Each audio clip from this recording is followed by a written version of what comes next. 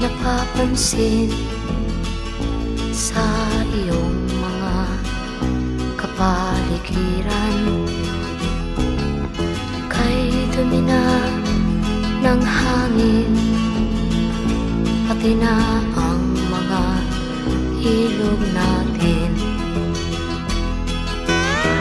Hindi nga masamang pag-unlad at malayo-layo na rin ang ating narating.